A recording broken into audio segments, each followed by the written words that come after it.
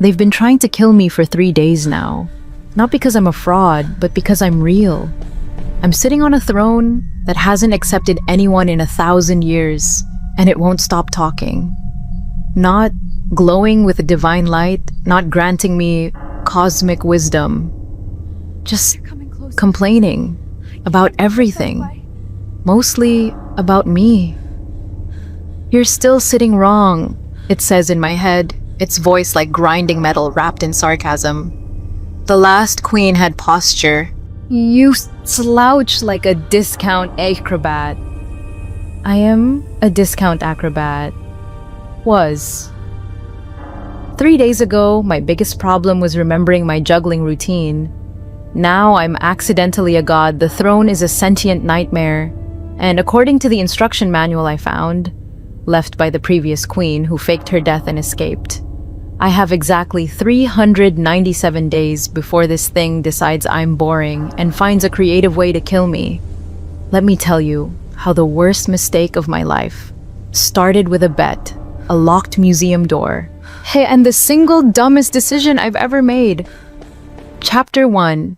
The bet that broke reality. My name is Miranda, and I made my living making people laugh at the worst possible moments. Court jester, palace entertainer, professional fool, whatever you want to call someone who gets paid in copper coins and stale bread to cartwheel through funeral processions and make grieving nobles forget their dead relatives for 5 minutes. It wasn't glamorous, but it kept me fed. Mostly. "Oh, you won't do it," Teresa said, dangling the keys she'd stolen from the museum curator's office. "You talk big, but you're too scared." We were drunk. Not falling down drunk, but that dangerous level of drunk where bad ideas sound like excellent adventures. The kind of drunk that makes you forget why rules exist. "I'm not scared of a chair," I said, which was technically true. I wasn't scared of the throne itself. I was scared of the 100-year prison sentence for breaking into the forbidden wing after hours.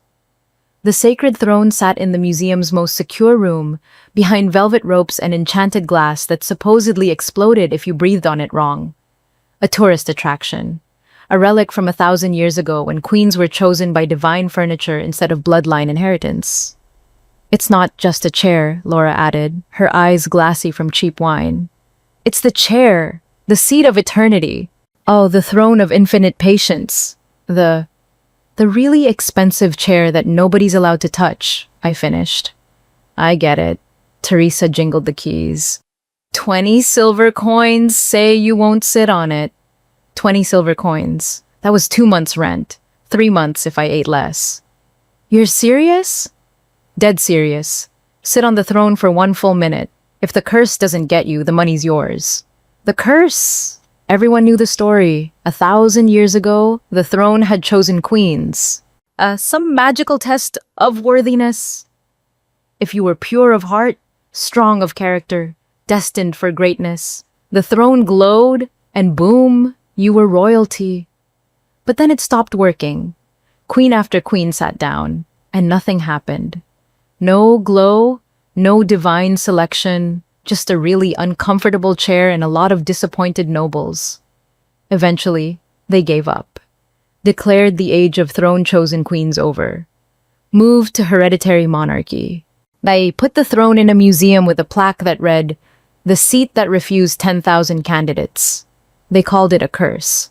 I called it a chair with standards. 1 minute, I said, holding out my hand. "Give me the keys." The museum was less creepy at night than I expected. No guards. Who'd be stupid enough to steal historical furniture? Just moonlight through tall windows and the smell of old wood and older lies. Teresa and Laura waited at the entrance, giggling nervously. And I walked alone through halls of artifacts nobody cared about anymore. Ancient weapons, faded tapestries, a diorama of the first grain harvest that looked like it was assembled by drunk children. And then, the throne room. It wasn't grand. That surprised me. I'd expected soaring ceilings, dramatic lighting, maybe some intimidating statues. Instead, it was just a medium-sized room with plain stone walls. The throne sat on a raised platform in the center, a spot lit by a single beam of moonlight through a ceiling window. The throne itself looked wrong. Not broken, not damaged, just wrong. Like someone had carved it from a material that didn't quite exist in 3 dimensions. It seemed to shift when I wasn't looking directly at it. Black stone, maybe? Or dark metal? It hurt my eyes to focus on it too long. Intricate patterns covered every surface. Not decorative, more like circuitry. Like someone had carved a machine and disguised it as furniture. I stepped over the velvet rope. The enchanted glass didn't explode.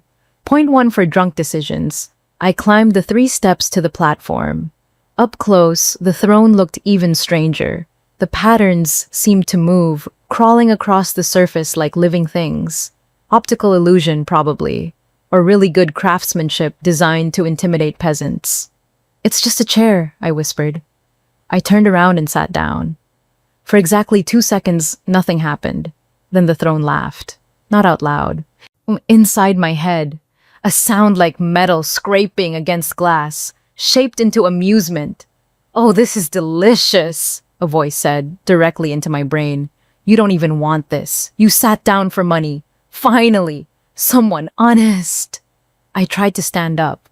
My body wouldn't move. Not paralyzed. I could wiggle my fingers, turn my head, but my core, the part of me touching the throne, was fused to it.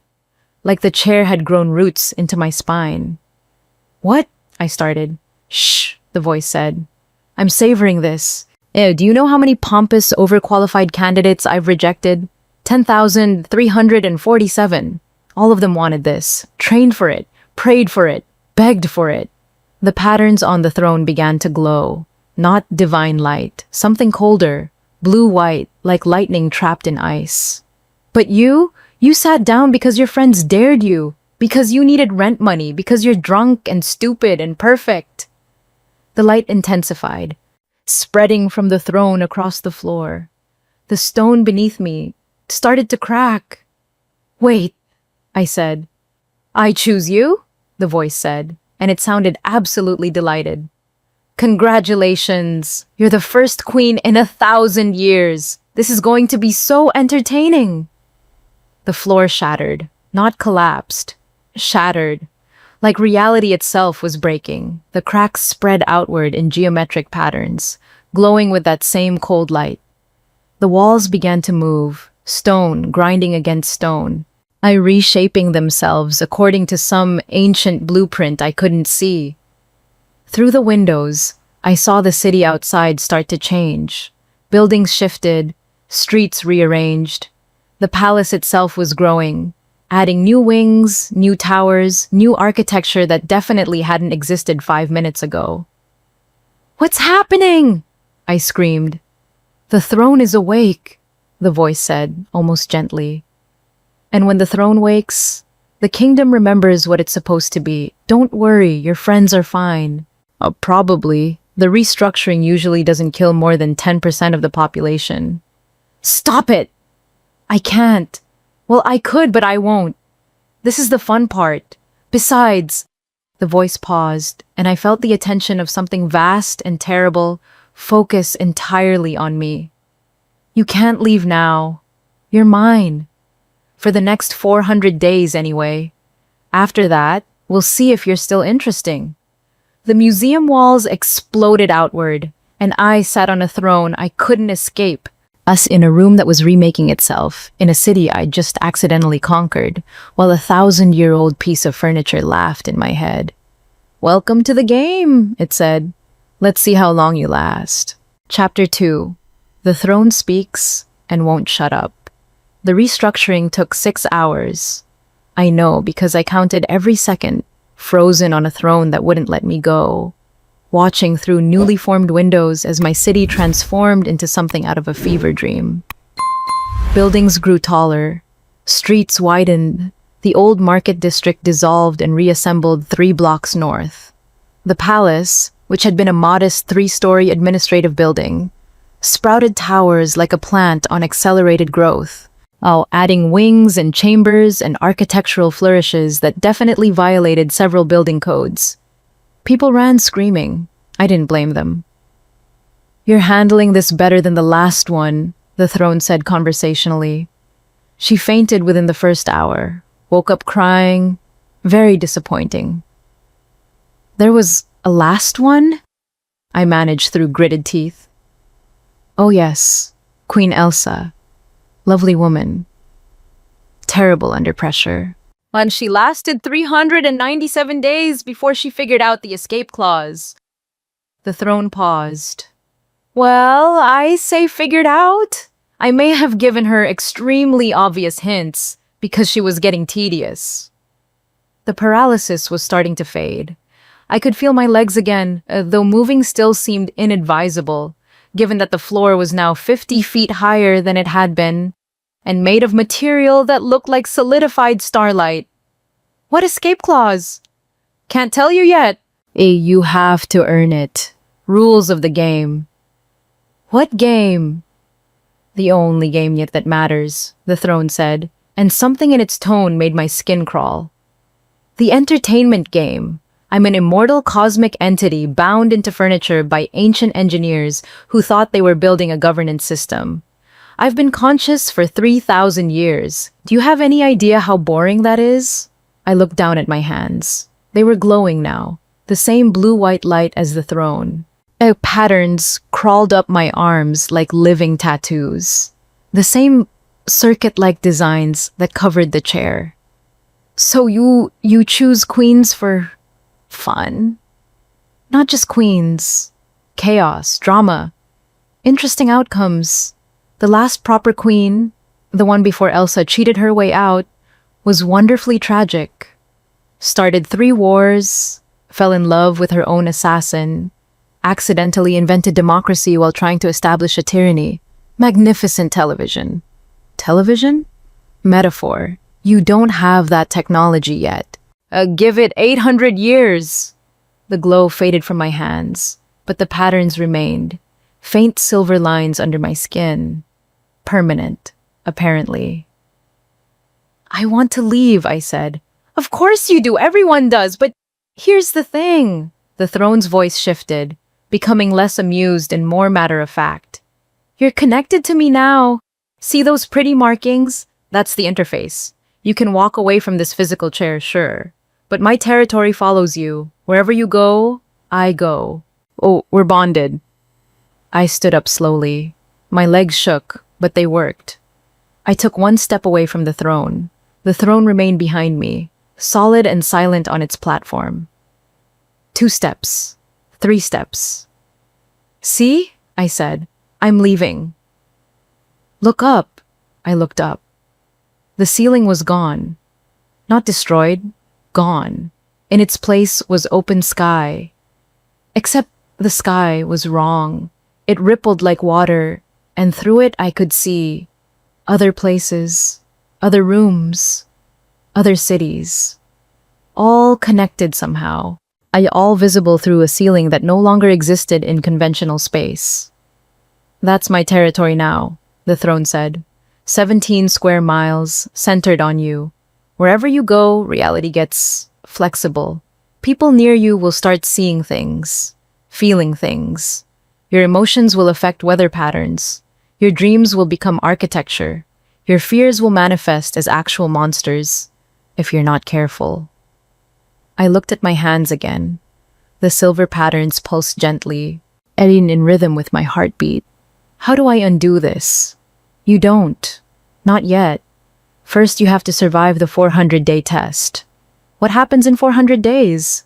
I get bored. That's when things get interesting. A sound from below made me turn. The doors, massive ornate things that definitely hadn't existed an hour ago, burst open. Guards poured in, followed by officials in formal robes, followed by citizens in various states of panic and confusion. They saw me standing on the platform, glowing with residual throne light, surrounded by impossible architecture. Someone dropped to their knees, then another, then all of them. "Hail the throne chosen," someone whispered. "Oh, this is going to be fun," the throne said. Watch this! Before I could ask what it meant, the patterns on my skin flared bright. The light spread outward, washing over the kneeling crowd, and where it touched them, they gasped. What did you do? I hissed. Gave them a vision, just a little one. Is showing them their true selves. Totally harmless. Probably. A woman in the crowd started crying. A guard laughed hysterically. One of the officials stared at his hands in horror. You're welcome, the throne said. That's your first miracle. Now they'll never let you go. You're their prophet, their queen, their divine messenger, and you didn't even have to try. I looked at the crowd of people I'd just accidentally blessed, or cursed, with unwanted self-knowledge. I hate you, I said. Everyone does eventually, the throne replied cheerfully. But you'll find I grow on you, like a fungus, or an existential crisis. The guards were approaching now, reverent and terrified. Behind them, I could see more people flooding into the throne room. Word was spreading fast. Your Majesty, the lead guard said, not meeting my eyes. The kingdom awaits your first decree. I had no decrees. I had no idea how to be a queen. I was a jester who'd sat on the wrong chair because I needed rent money. Tell them, I started. Careful, the throne warned. Whatever you say right now becomes scripture. Choose wisely. Or don't. I'm entertained either way. I looked at the hundreds of expectant faces, at the impossible room around me, at the city beyond that had restructured itself according to the whims of a bored cosmic entity. Tell them, I said slowly, that I need everyone to go home and let me figure out what the hell just happened. A scribe in the back immediately started writing. And thus spoke the chosen, he intoned, in the sacred confusion, the first blessing of honest ignorance. No, I said. Too late, the throne said. You're officially a religion now. Day 1 complete. Only 399 to go. Shall we see what day 2 brings? Through the windows, I could see the sun rising on a kingdom I'd accidentally inherited. This was going to be a very long year. Chapter 3. The instruction manual was a warning. They gave me a room. Not a room. A suite. 12 chambers connected by hallways that seemed to rearrange themselves when I wasn't looking, filled with furniture that was definitely too expensive for someone who'd been sleeping in a shared attic 3 days ago. I locked myself in what I hoped was a bedroom and tried not to scream. You should eat something, the throne said. Its voice came from everywhere now, not just my head. Like the walls themselves were speaking. Low blood sugar makes humans boring. Can you please shut up for 5 minutes? I could, but I've been silent for 1,000 years. I have a lot of stored commentary. I collapsed onto a bed that was somehow exactly the right firmness. Everything in these rooms seemed to anticipate what I wanted before I knew I wanted it. A chair appeared when I thought about sitting. A glass of water materialized when my throat felt dry, and it was helpful and deeply unsettling. That's the interface responding to you, the throne explained. You're connected to the palace infrastructure now. It reads your needs and adjusts. Try thinking about food. I thought about food, specifically the meat pies from the street vendor near my old apartment. A plate appeared on the bedside table. 3 perfect meat pies, still steaming. That's terrifying, I said. That's convenience, the throne corrected.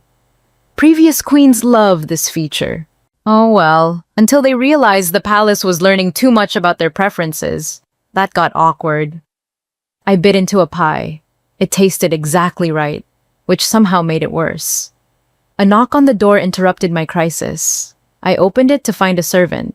Young woman, maybe 16, looking absolutely terrified, holding a wooden box. Your Majesty, she said, curtsying so low she nearly fell over. The archivist found this in the sealed records. It's addressed to you. To whoever sat on the throne next. She thrust the box at me and fled before I could respond. The box was old. Not ancient, but definitely not recent. Made from dark wood with silver hinges that had tarnished to black. No lock. Just a simple latch. I opened it. Inside was a crystal. Smooth, oval-shaped, about the size of my palm. The moment I touched it, it began to glow. "Oh, this should be good," the throne said. Elsa left a message. I wondered when someone would find that. The crystal pulsed, and suddenly, a woman's face appeared floating above it, translucent, flickering, but clearly intentional. A recording. She looked about 30, with tired eyes and hair that hadn't been brushed in days. She wore robes that might have been royal once, but were now stained and rumpled. "If you're watching this," the woman said, "you're the new throne chosen. I'm sorry, I'm so sorry." "That's Elsa," the throne confirmed. She was much more composed at the beginning. You should see the recordings from day 200. Very dramatic. The projection continued. "My name is Elsa. I was chosen 399 years ago. Wait, no. Time moves strangely when you're bonded to the throne. Let me check my notes." She glanced at something off-screen. "Yes, 399 years ago. Your time. I lasted 397 days before I found the escape clause." I leaned forward. "Oh, the throne isn't divine," Elsa said. "It's not a test of worthiness. It's entertainment. A cosmic entity trapped in machinery by ancient engineers who thought they were building a governance system. They failed. What they actually built was a bored god with control over local reality and a need for interesting stories." She ran a hand through her tangled hair. "It will make you into a religion whether you want it or not. Everything you say becomes scripture. Everything you do becomes ritual. I once sneezed during a ceremony, and now they have a festival of sacred mucus every spring. I'm not joking." Despite everything, I almost laughed. "You have approximately 400 days, Elsa continued. "After that, the throne gets bored. That's when it starts creating complications to make you more interesting. For me, it manifested my anxiety as literal shadow creatures. For the queen before me, it started a plague just to see how she'd handle crisis management. It's not malicious. It genuinely doesn't understand that we can die. To the throne, we're all just temporary entertainment." The projection flickered, showing Elsa on what was clearly a different day. She looked worse, thinner, older, exhausted. "Day 300, she said. "I figured out how to escape. There's a clause in the throne's programming. The engineers who built it included a failsafe. If the chosen can make the throne voluntarily release them, the bond breaks. Oh, the problem is making a bored cosmic entity decide you're not worth keeping." Another flicker, another day. "Day 390, Elsa said. Her hands were shaking now. "I've tried everything. Being boring doesn't work. The throne just creates drama around you. Being competent doesn't work. It finds that fascinating. Being deliberately cruel doesn't work. It loves tragedy. The only thing I haven't tried is..." The recording cut to Elsa in what looked like the throne room, but different. Darker. As storm clouds, visible through the windows. "Day 397, she said. "Final message. If you're watching this, I either succeeded or failed spectacularly. Here's what I learned. The throne doesn't want a queen, it wants a protagonist. And protagonists need conflict. So give it too much conflict. Give it contradictions it can't resolve. Confuse it until it releases you just to make the confusion stop." She moved closer to the crystal, her face filling the projection. "There's a network," she whispered. 12 women across history who escaped. We communicate through the throne's error messages, glitches in the system. Look for messages in the architecture, in repeated patterns, in things that shouldn't exist. We'll try to help you, but you have to survive the first 100 days on your own. The throne watches too closely before that. The projection started to fade. "Don't trust the priests," Elsa said. "Don't accept the worship. Don't let them make you into something you're not. And whatever you do, don't let the throne convince you that you deserve this. You don't. Nobody does. This isn't destiny. It's just bad luck and worse engineering. The crystal went dark. I sat there, holding a message from a woman who'd escaped nearly 400 years ago, feeling the weight of her warning settle into my bones. She was always dramatic, the throne said. But she wasn't wrong. Well, mostly not wrong. The part about me being bored is accurate. The part about you escaping? It paused. We'll see. You're more interesting than she was, I think. Less predictable. She escaped, I said. You let her go. I got bored of her sadness. She was becoming tedious, but you? The throne's voice took on that amused tone again. You're angry. Anger is so much more entertaining than despair. We're going to have fun together. I looked at the crystal, then at the room around me that anticipated my every need, then at the silver pattern still glowing faintly under my skin. 400 days. Elsa had lasted 397. I needed to survive longer than that, find the network she'd mentioned, and somehow confuse a cosmic entity badly enough that it would let me go. What are you thinking? The throne asked. I can feel you're plotting. It's delightful.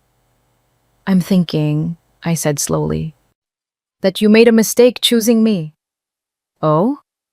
You wanted someone who didn't want power, someone honest, someone unexpected. I stood up, looking at my reflection in a mirror that definitely hadn't been there a moment ago. The silver patterns glowed brighter under my skin. But you forgot something. What's that? I make my living making powerful people look stupid, I said. That's what jesters do. We mock, we subvert, we find the absurdity in everything. You wanted entertainment? I smiled at my reflection. Careful what you wish for. For the first time since this started, the throne was silent. Then, oh, this is going to be very interesting. Day 2 begins tomorrow. I can't wait to see what you do. Through the window, I could see the sun setting over a city that had restructured itself around me. Tomorrow, I'd have to face whatever being a throne chosen actually meant. But tonight, I had an instruction manual from a woman who'd escaped, and knowledge of a network that might help me, and the first real weapon I'd had since this started. Information. The throne wanted entertainment? Fine. I'd give it a show it would never forget.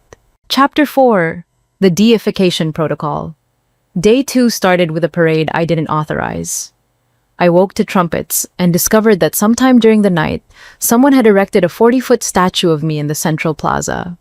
Bronze, impossibly detailed, capturing the exact moment I'd stood from the throne yesterday, glowing patterns and all.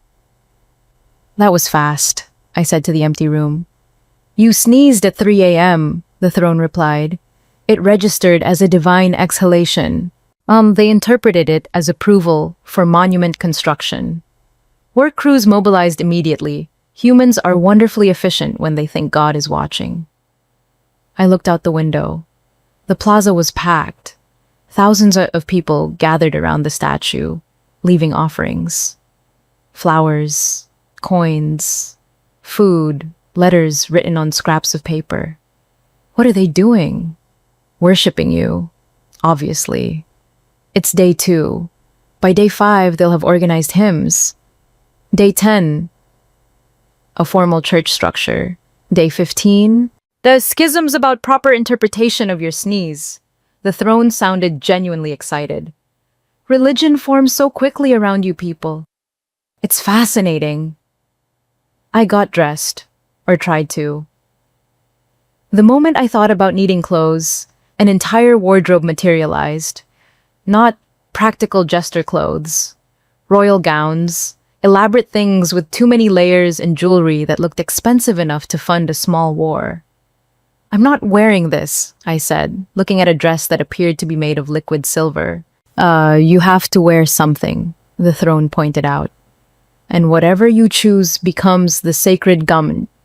Choose wisely. I grabbed the simplest thing I could find, a plain black tunic and pants. Practical. Unremarkable. The moment I put them on, I heard shouting from outside. I looked out the window. The crowd was going wild. What now? You chose the humble raiment, the throne said. They're interpreting it as a rejection of material wealth. Very inspiring. Someone's already writing it down. I give it an hour before sacred simplicity becomes a religious movement. I just wanted comfortable clothes. Exactly. That's what makes it perfect.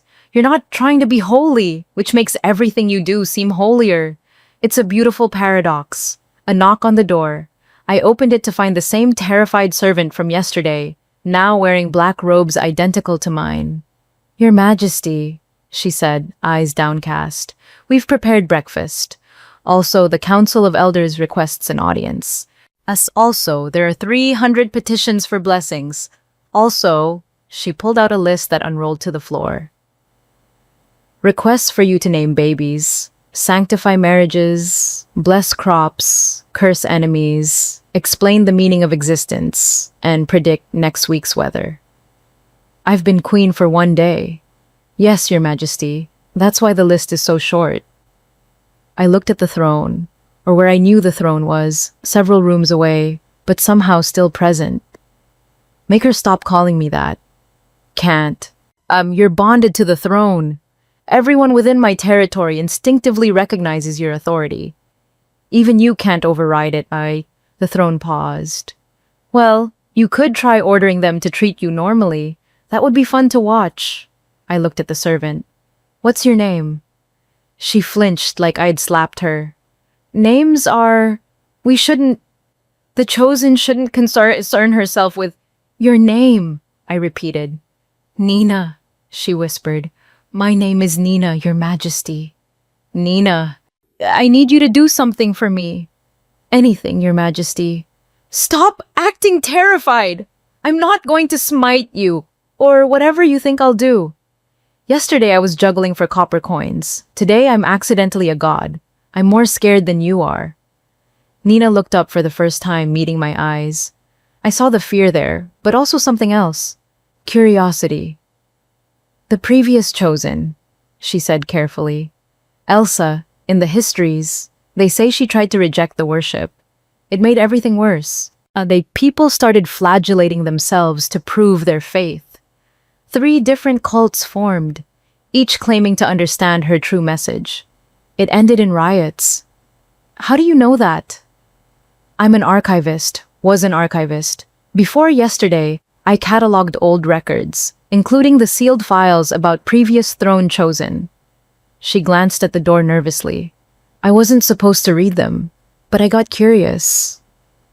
My first potential ally. Someone who knew the history. Someone who might actually be useful. Nina, I said, how would you like a promotion? Your Majesty? You're my personal archivist now. Full access to all records. Your job is to find everything you can about previous throne chosen and how they handled this situation. Especially, I remembered the crystal message. Anything about the ones who escaped. Nina's eyes widened. Escaped? The records say they all died in service, or... The records are wrong, or incomplete. Elsa left a message. She escaped. And she wasn't the only one. For a moment, Nina just stared at me. Then, slowly, she smiled. It transformed her face from terrified servant to conspirator. This is heresy, Your Majesty. Is it heresy if the god herself authorizes it? That's an excellent theological question. The scholars will debate it for years. Her smile widened. I'll start in the restricted archives. If there's documentation of escapes, it'll be buried deep.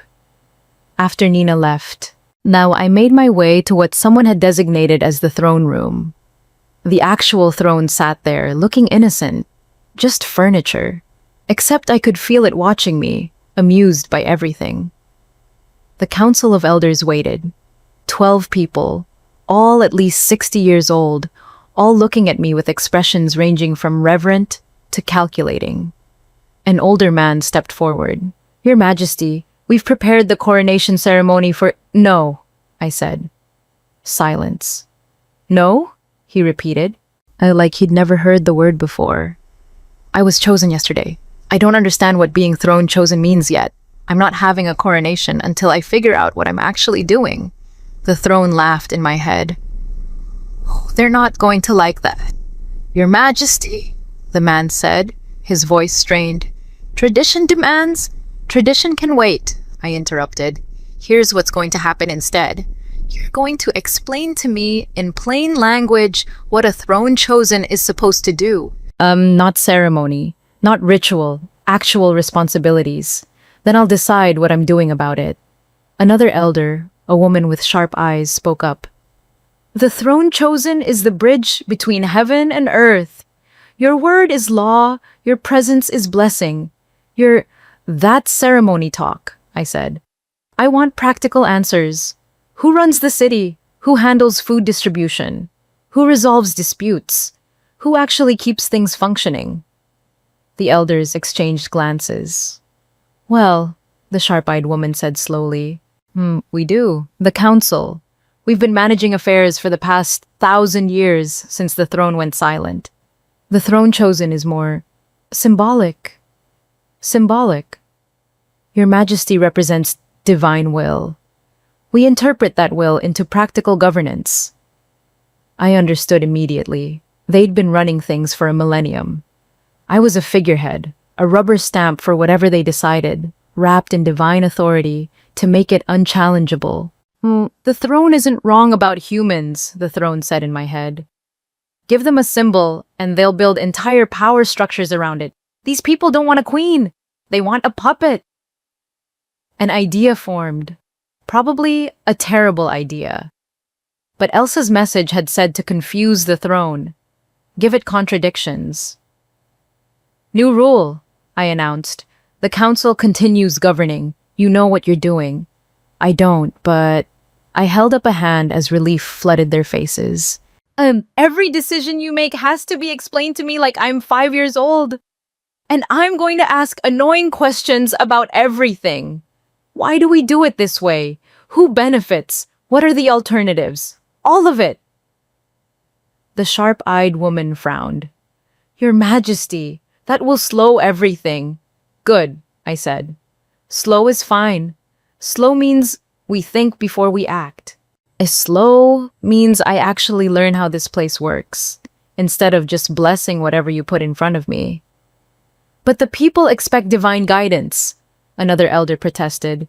Then they're going to get divinely confused guidance, because I'm figuring this out as I go and I'm not pretending otherwise. The throne's laughter in my head was almost admiring.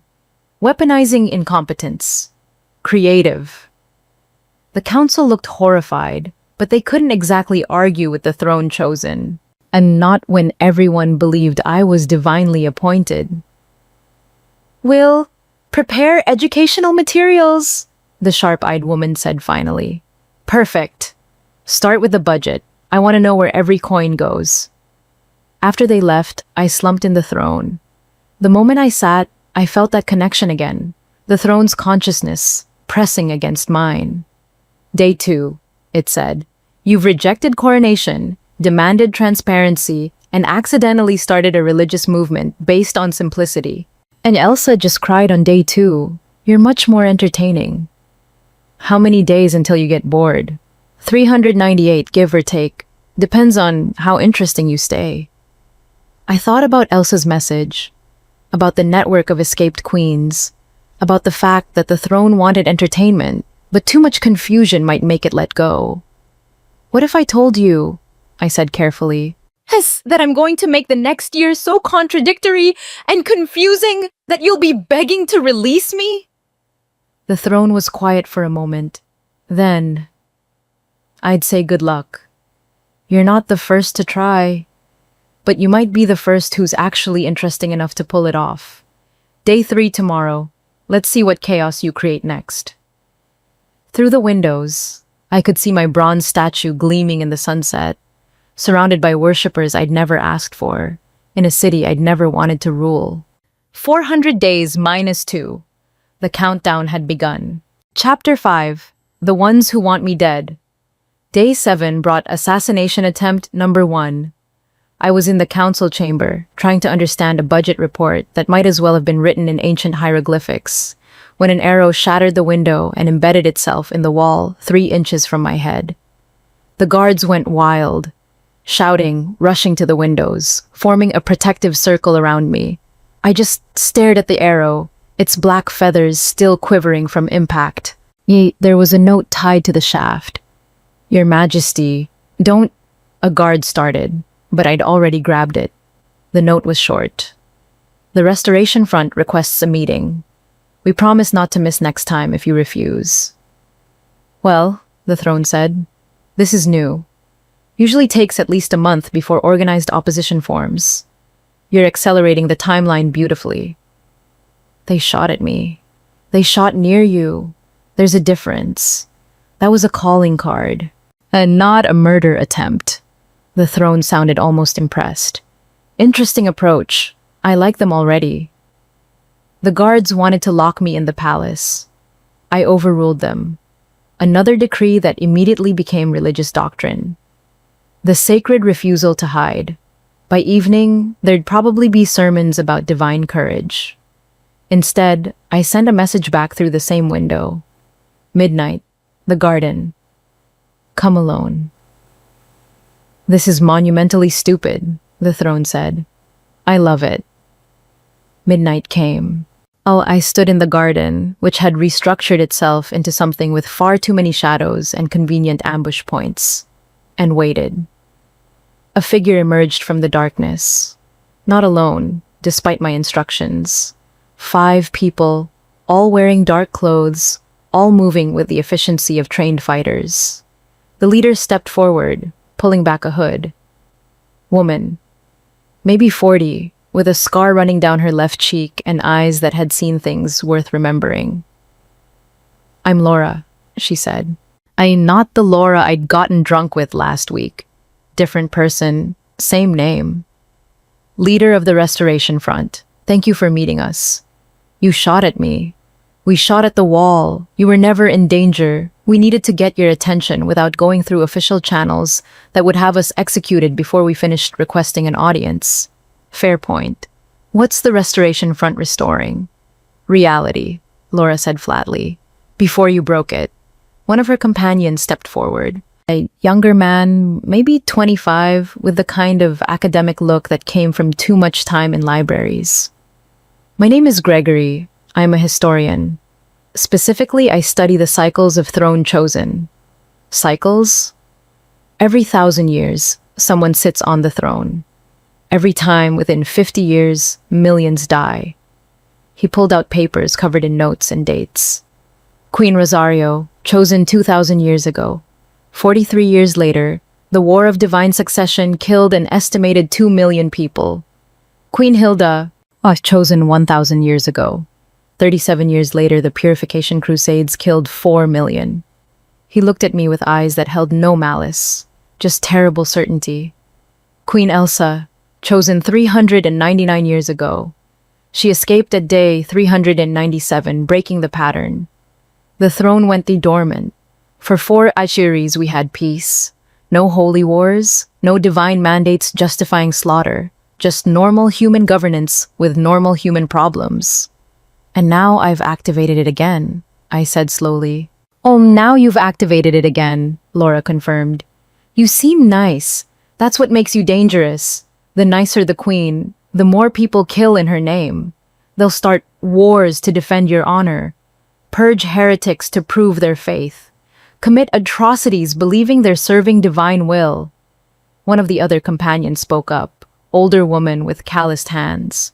"My grandmother was killed in the last purge, back when Elsa was still chosen.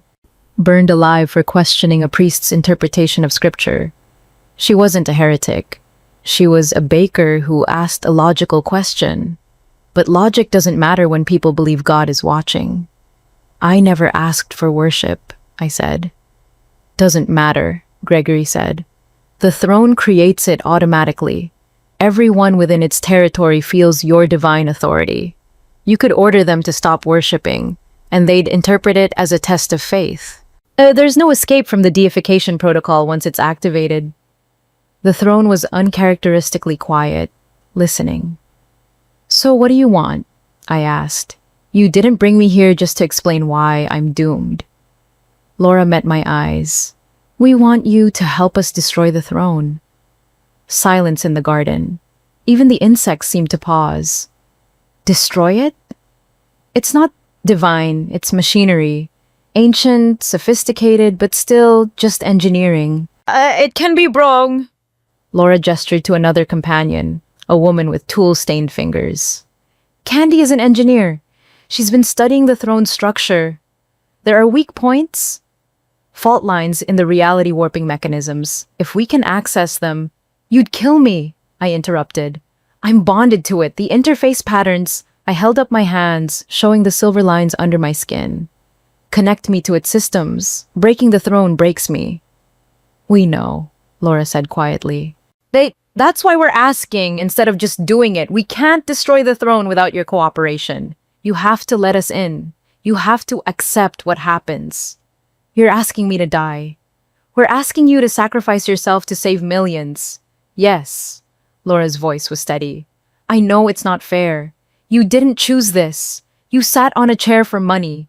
But now you're here, and you have a choice between dying now to prevent catastrophe or living long enough to watch everyone kill each other in your name.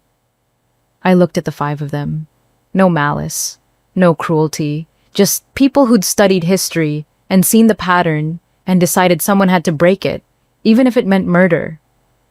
They're not wrong, the throne said finally. Historically, my chosen tend to cause significant collateral damage. War, famine, plague, all side effects of humans trying to interpret divine will. That they're remarkably creative with atrocity when they believe heaven approves. And you don't care? I'm entertainment machinery. I observe. I don't judge. Their proposal is interesting though. No one's ever tried systematic destruction before. Usually they just wait for the natural cycle to complete. I thought about Elsa's message, about the network of escaped queens, about 400 days of increasing chaos. The throne gets bored at day 400, I said. Duh, that's when it starts creating disasters for fun. You want to prevent holy wars? Those start naturally just from the throne being active. It doesn't need me to cause catastrophe. It makes its own. Gregory's face went pale. You've spoken with it? The throne is sentient? Very, and very bored. And you just made its evening by showing up with philosophical arguments and assassination plans. I looked at Laura. It's watching right now, listening.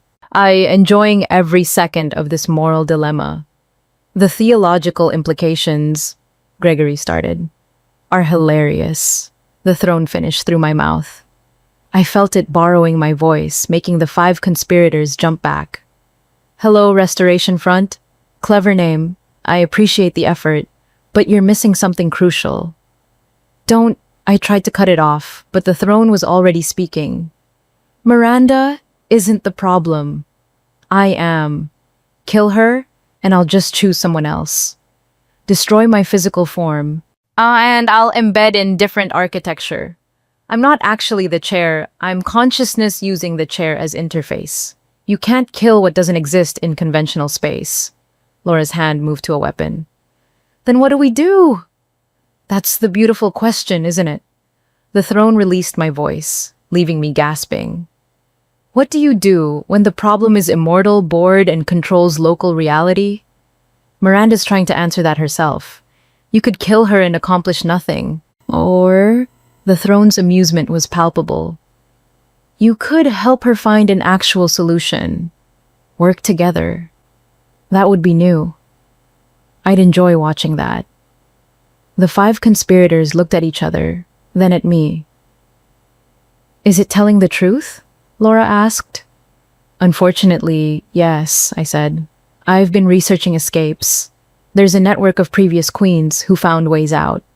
They didn't die. They left. There's a difference, but I haven't figured out how yet. The sealed records, Gregory said suddenly. There are gaps. Documented gaps in the histories. Queens who supposedly died, but no bodies recovered. No witnesses, just gone. His eyes lit up with academic excitement. They escaped! Actually escaped! And if we can figure out how, I said, we can end this without anyone dying, break the cycle without breaking me. But I need time, and I need you to not shoot me while I work on it. Laura studied me for a long moment. Then she lowered her weapon. 200 days, she said. That's halfway to when the throne gets dangerous. If you haven't found a solution by day 200, we revisit the destruction option. Fair? Fair. Also, Laura gestured to her team. We help. Gregory researches historical escapes. Candy analyzes throne mechanics. The rest of us run interference with the religious cults forming around you. We can't stop the worship, but we can try to keep it from turning violent. Why help me? Because you're the first throne chosen who admitted they don't want this. Every other one accepted the divine mandate, believed they were special, let it consume them. Laura almost smiled. You called it a problem to solve. That's the first sane reaction to the throne I've ever heard. After they left, I sat on a garden bench, feeling the weight of new allies who'd been enemies an hour ago. Day 7, the throne said. Hey, you formed an alliance with people who want to destroy me. This is unprecedented. I'm genuinely curious how it ends. That makes 2 of us. 393 days remaining. I have to say, Miranda, you're the most interesting choice I've made in millennia. Elsa just cried and prayed. You're actually trying to break the game. Is it working? The throne was quiet for a moment. Then, ask me at day 200. If you're still alive and still interesting, maybe I'll tell you. I looked up at the stars. The real ones. Not the throne's reality warping version. Somewhere out there, 12 women had escaped this. Had found a way out. Had survived the throne's attention and lived to tell about it. Even if only in hidden messages. I had to find them. Had to learn their secrets. Because I had 393 days to solve an impossible problem. And now I had conspirators, researchers, and engineers helping me do it. The throne wanted entertainment? Fine. It could watch me try to escape. And if I succeeded, it would be the best show it never saw coming. If you believe Miranda deserves allies who won't abandon her when the truth gets complicated, hit subscribe, because she's about to face day 200 alone, unless you're still here. Chapter 6. 50 Gods, 1 Disaster. Day 47 arrived with a revelation I should have seen coming. Nina found me in the archives, surrounded by centuries of records, looking for patterns. She was breathing hard, like she'd run all the way from the restricted vaults. I found something, she said, dropping a stack of documents on the table. About the throne's programming. The original engineers left maintenance logs. Gregory appeared in the doorway. We'd given the Restoration Front official access as theological consultants, which made the priests furious but kept them from being arrested. He looked at the documents and went pale. These are design specifications, he said, for the throne's decision-making matrix. This section here, he pointed to a page covered in symbols that looked half mathematical, half magical. It's the governance protocol.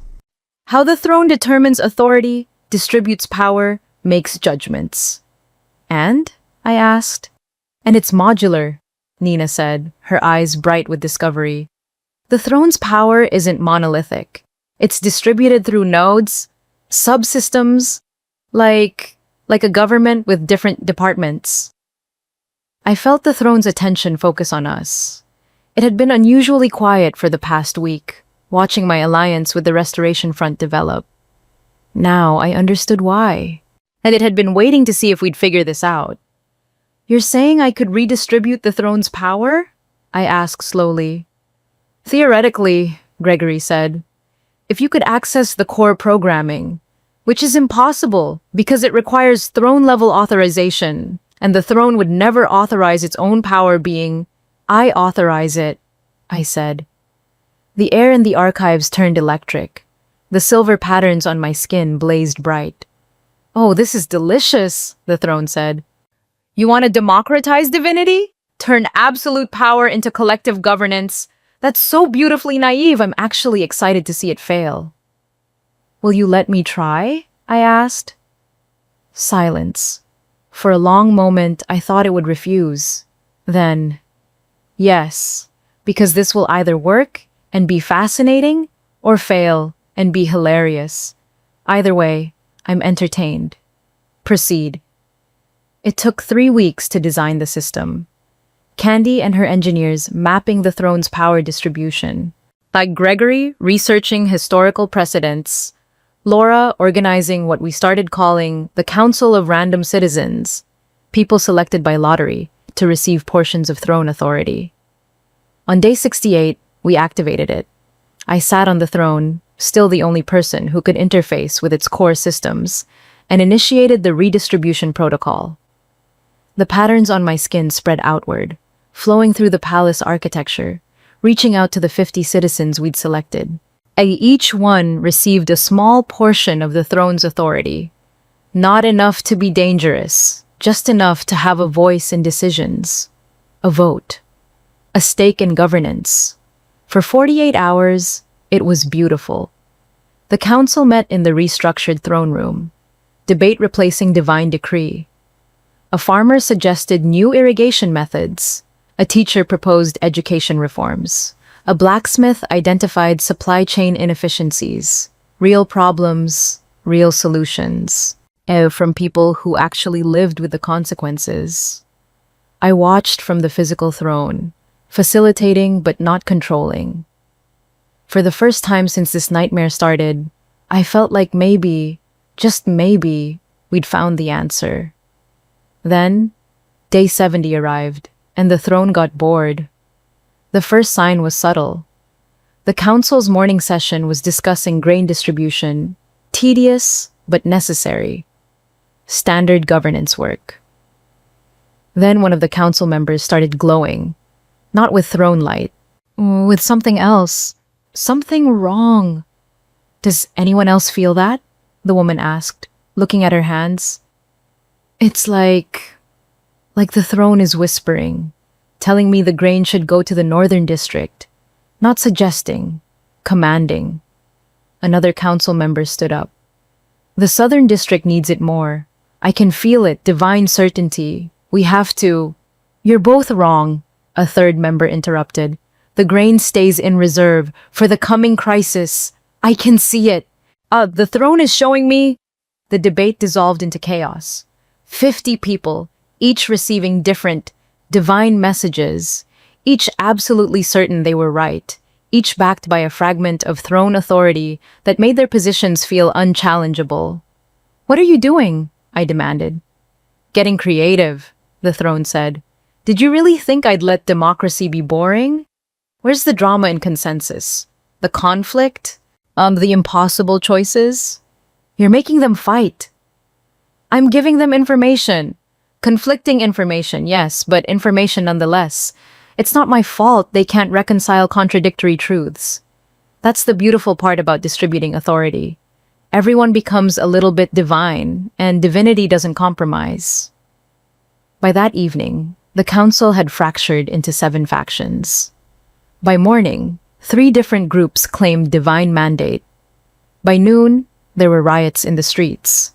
And not fighting over real issues, fighting over whose interpretation of throne whispers was correct. Fighting over nothing and everything simultaneously. I'd turned one divine authority into 50 incompatible ones, and the throne was feeding them all just enough power to be dangerous. Day 75 brought the first death. A council member, a gentle baker who'd suggested better bread distribution, was killed by a mob who believed his stance on wheat allocation was heretical. They'd received throne whispers, saying he was wrong. Divinely, unquestionably wrong. I sat in my chambers, staring at my hands, at the silver patterns that connected me to the system I'd created. "I did this," I whispered. "You tried to improve things," Nina said. She'd been documenting everything, her archivist instincts overriding her horror. "That's not the same as causing it, isn't it? I gave them power. The throne corrupted it. People died." I looked at her. Elsa was right. The throne doesn't want peace. It wants interesting outcomes. And I just gave it 50 new protagonists to play with. Laura appeared in the doorway, her face grim. "We need to shut it down. Recall the distributed authority. Now." "I'm trying," I said. "The throne won't let me. It says the experiment has to reach its natural conclusion." Which means it wants to see how bad it gets before I break. Gregory entered behind Laura, carrying more documents. "Yeah, I found something in the maintenance logs. The original engineers knew this would happen. They built in a failsafe. If distributed authority causes civil conflict, the throne can consolidate power back to the primary user, but only if the primary user requests it. I've been requesting it for 3 days." "Not requesting," Gregory said, meeting my eyes. "Begging. The throne wants you to beg for the power back. Wants you to admit that centralized divine authority is necessary." "So that democracy fails! That you need to rule as absolute monarch to prevent chaos." I understood immediately. This was the throne's game. Create a disaster, offer salvation, but only if I accepted everything I'd been fighting against. Make me complicit in the tyranny. "Don't do it," Laura said. "We'll find another way. People are dying. People will die either way. If you accept absolute power to stop this crisis, you become what every previous queen became. Someone who believes their authority is necessary. Someone who can't let go." Another knock. A guard, his face ashen. "Your Majesty, the northern and southern districts are at war. Actual war. They're using fragments of throne authority to create weapons. Reality warping weapons. If this continues, half the city will be destroyed by morning," the throne finished helpfully. "Terrible tragedy. Could be prevented so easily. You just have to ask nicely." I looked at the people around me. Nina, who'd believed in research and knowledge. Laura, who'd wanted to destroy the throne to prevent exactly this. Gregory, who'd studied history and seen the pattern repeat. And me, the jester who'd sat on the wrong chair and broken everything trying to fix it. "There's another option," I said slowly. "Is there?" the throne asked, genuinely curious. "You said you get bored with competence, that you need chaos and contradiction to stay interested." Well, I stood up, a feeling the full weight of the interface connecting me to the disaster I'd created. "What if I give you both? What if I make the contradiction the point?" "I'm listening." "I recall the distributed authority. Accept full power back. Become the absolute monarch you want me to be." I let that hang in the air. And then I immediately redistribute it again. Different people, different structure. And I keep doing it. Every week. New council, new system. Oh, constant revolution with no stable governance whatsoever. Silence. Then the throne laughed. Not the amused chuckle I'd heard before. Real laughter. Delighted, surprised, genuine. "You want to weaponize instability? Make chaos the actual system instead of an accident? You want entertainment? You want something you've never seen before? I'll give you a government that reinvents itself weekly. No one will know who has authority, including me. We'll all be equally confused, equally powerless, i.e. equally improvising." "That's insane," Laura said. "That's brilliant," Gregory countered. "If there's no stable power structure to corrupt, the throne can't create the usual disasters. It would be like permanent revolution, controlled anarchy. It would be a nightmare," Nina added.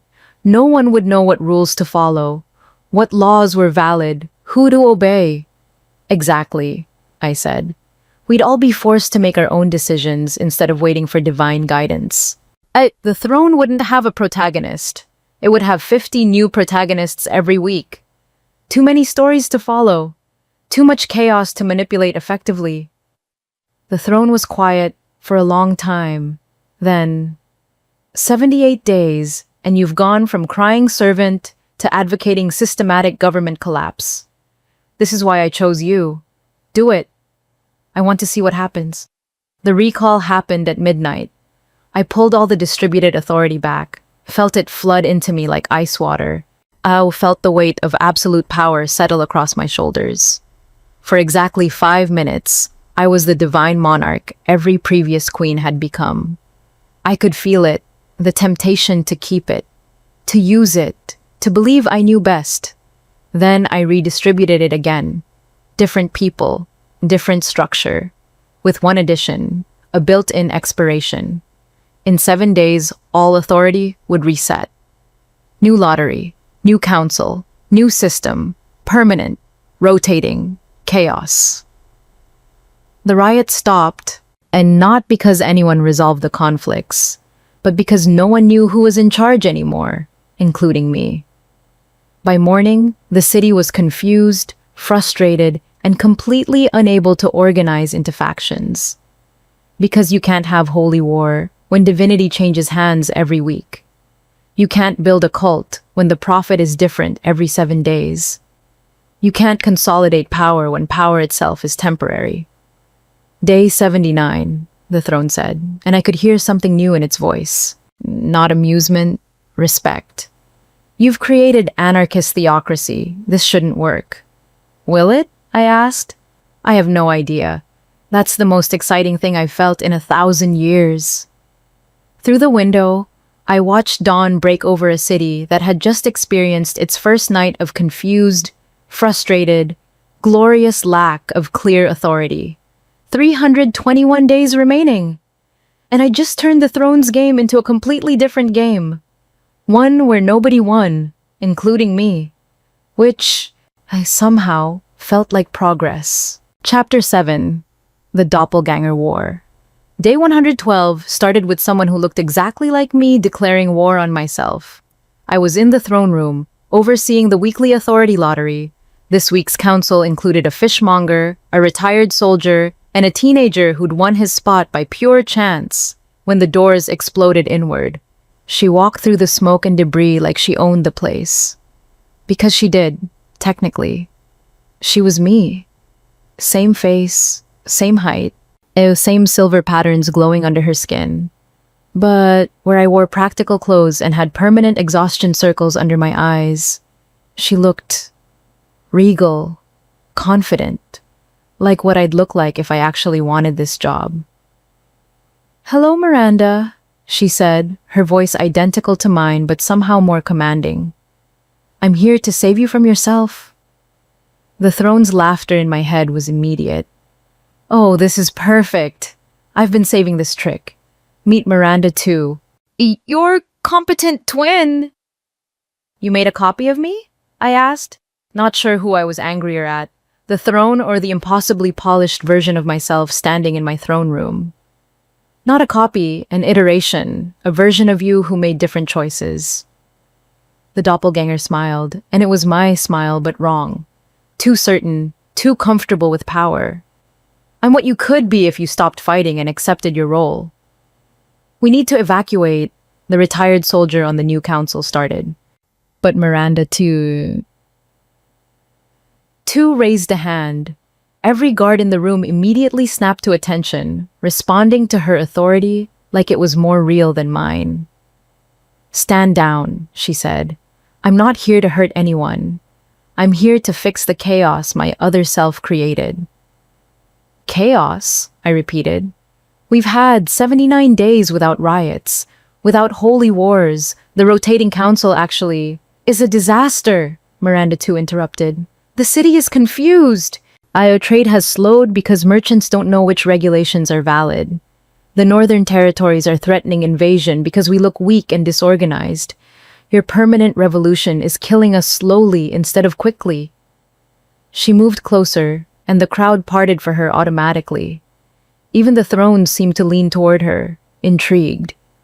You wanted to break the pattern, she continued, to escape the throne's influence. I understand, but you can't break a system from outside it. Well, you have to master it first, use its power effectively, then dismantle it from a position of strength. That's what every tyrant says before they become permanent, Laura shouted from the back of the room. The Restoration Front had been monitoring the rotating councils, documenting everything. First, you consolidate power temporarily, then the temporary becomes forever.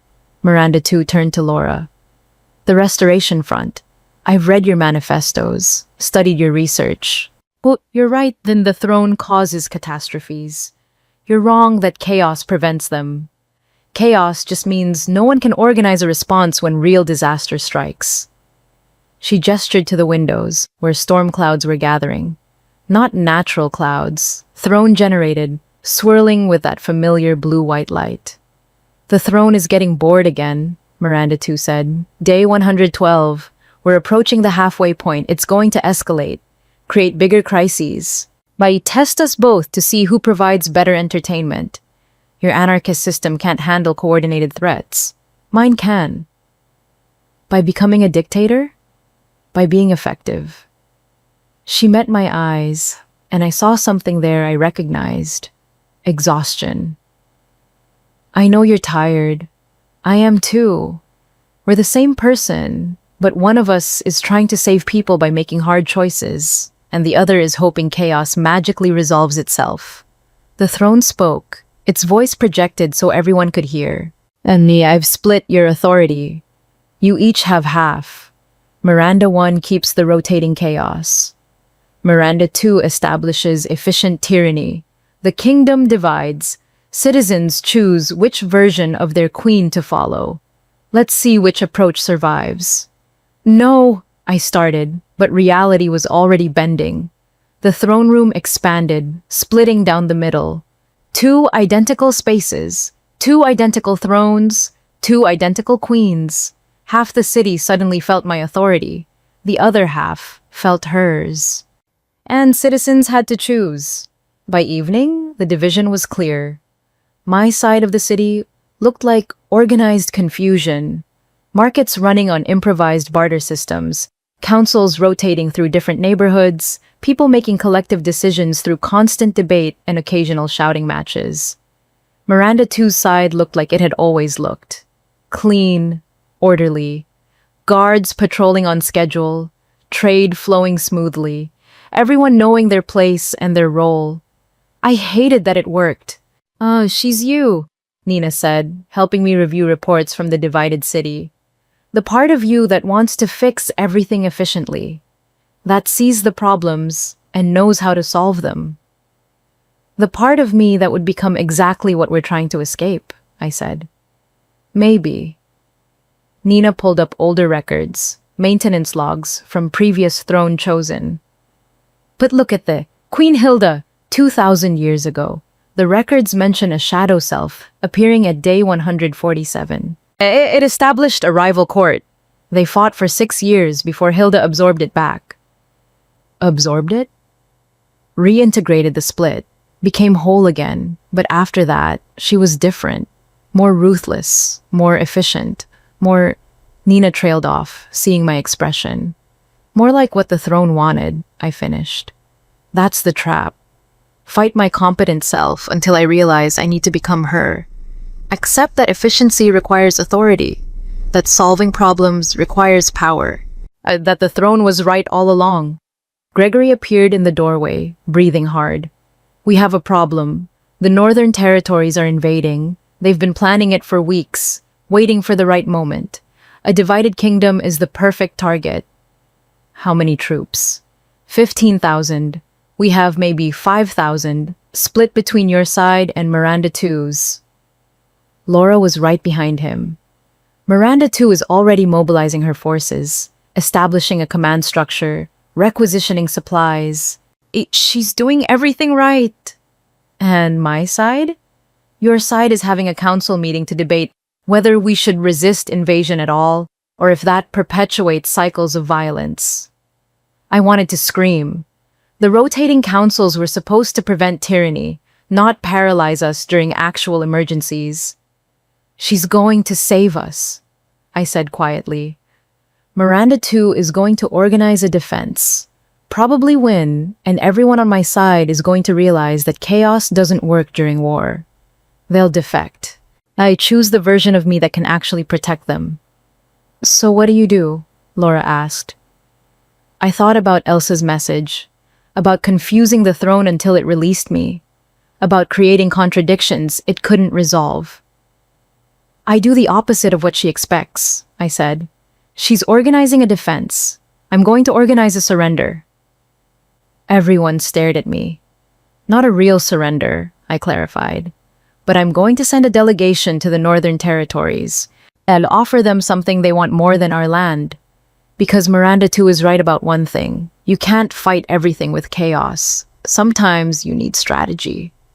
What could we possibly offer them? Gregory asked. Information. I pulled out the throne research we'd been compiling. The Northern Territories have their own sacred relics, their own ancient machinery. What if I told them exactly how the throne works? How to prevent their own artifacts from awakening? Shed how to avoid becoming the next disaster. Laura's eyes widened. You'd give them the engineering specifications? The design flaws? Everything we've learned? Yes, because Miranda too would never do that. She'd see it as weakness, as giving away strategic advantage. But I see it as creating an alliance based on shared knowledge instead of shared enemies. The throne won't like that, Nina said. It wants conflict, war, drama. Exactly. And if I deny it that by turning enemies into allies, by sharing power instead of hoarding it, I stood up, feeling the weight of what I was about to do. Then I'm making the game unwinnable. No protagonist, no clear villain, just complicated people trying to solve complicated problems. The throne's voice crackled with something I'd never heard before. Uncertainty. You're going to weaponize cooperation? That's not how this works. Then stop me, I said. Oh wait, you can't. Because you split your authority. Half went to her. The half went to me. Neither of us is strong enough to override the other. You created a stalemate. Silence. Long, stretching silence. Then, day 112. And you've already figured out the doppelganger trap. You're supposed to fight her. Compete. Eventually merge back together as someone more ruthless. What if I cooperate with her instead? That's not... The throne actually sounded flustered. Oh, that defeats the entire point. Good.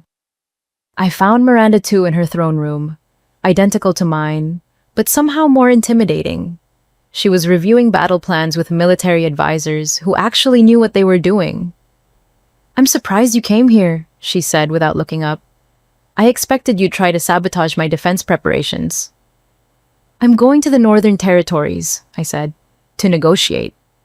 They'll kill you. Maybe, but if I succeed, there's no invasion, no war, and no opportunity for either of us to prove which approach is better, Miranda. Tu finally looked at me. For a moment, I saw past the competent facade to the exhaustion underneath. She was me, after all. Just as tired, just as trapped, just as desperate to make this work.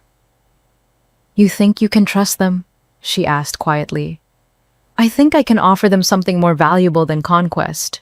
And I think if we work together instead of competing, we might actually confuse the throne badly enough to break its control. She studied me for a long moment. Then, incredibly, she smiled. Not my uncertain smile. A real one. Genuine. The throne is probably screaming right now, she said. Probably. I'm supposed to be your competent, ruthless opposite, the version that accepts power and uses it effectively. And I'm supposed to be the chaotic idealist who fails until I become you, I finished. But what if we're both right? What if chaos needs efficiency and efficiency needs chaos? Miranda too stood, moving to stand beside me rather than across from me. The throne split us to create conflict. What if we give it cooperation instead? It's watching right now, I said, probably furious. Let it watch. Miranda, too, held out her hand. I'll handle the defense if your negotiations fail. You handle the diplomacy. We communicate. We coordinate. We act like two parts of the same person instead of enemies. I took her hand. The moment our silver-marked skin touched, I felt something shift. Not a merge. We stayed separate. But the connection between us strengthened, became something the throne hadn't anticipated. Partnership. Day 112, the throne said, and its voice sounded almost worried. This isn't how the doppelganger scenario works. We're rewriting it, we said in unison. Through the windows, I could see the storm clouds the throne had generated starting to dissipate. Not because the threat was gone, but because it didn't know what to do with two versions of me who refused to fight. 288 days remaining, and the throne's game was starting to break. Chapter 8. The Collaborative Collapse. Day 143. The Northern Territories arrived expecting war and got a lecture instead. I stood at the border with a delegation that included Gregory for historical context, Candy for technical demonstrations, and absolutely no soldiers. Miranda II's forces remained visible on the horizon, a reminder that we could fight if needed. But I'd made it clear this was negotiation, not intimidation. The Northern commander was a man named Raymond, scarred and skeptical, leading an army that probably could have rolled through our divided kingdom in a week. He looked at me, glowing with throne light, clearly divine or insane or both, and said, "You came alone to surrender?" "I came to show you why you don't want to invade," I said. "Not because we'll fight back, because you'll inherit our problems." I gestured to Candy, who unrolled the engineering specifications we'd compiled. The throne's design, its behavioral patterns, its entertainment protocols. "This is what chose me," I said. "Not a god, a bored machine built 3,000 years ago by engineers who thought they were creating a governance system. It cycles every 1,000 years, chooses someone, creates chaos around them, then gets bored and starts over." Raymond frowned. "Every kingdom has myths about sacred artifacts. This isn't myth." I held up my hands, showing the silver patterns. This is interface circuitry. I'm connected to a cosmic entertainment device that's currently splitting me into two versions and making them compete for its amusement. If you conquer this territory, the throne's influence extends to you, your soldiers, your people, and in 800 years, it'll do to your descendants what it's doing to us now. Gregory stepped forward with historical records. Every major war in the past 3,000 years can be traced back to throne-activated periods. Queen Rosario's reign, Queen Hilda's crusades, the patterns are consistent. The throne creates conflict because it's bored. "So you're saying your sacred relic is broken," Raymond said slowly, "and you want us to help fix it?" "I'm saying we're both victims of ancient engineering," I said. "And I'm offering you complete access to everything we've learned. How it works, how to prevent your own sacred objects from activating. How to break the cycles before they start." I pulled out the maintenance logs, the escape protocols Elsa had documented, the research from 12 queens who'd found ways out, knowledge that could save millions over the next few millennia. "This information is worth more than our land," I said. "Because if you conquer us, you get territory and problems. If you ally with us, you get territory eventually anyway. The throne will probably kill me within the year. Plus, the ability to prevent your own artifacts from destroying your civilization." Raymond looked at the specifications, then at me, then at the distant army commanded by my more competent doppelganger. "There are two of you," he said. "The throne split me to create drama. We're refusing to fight each other. It's very confused right now." "You're insane!" "Probably, but the math is sound." I nodded to Candy, who began explaining the technical details, energy distribution patterns, reality warping mechanics, the specific frequency at which throne influence operated.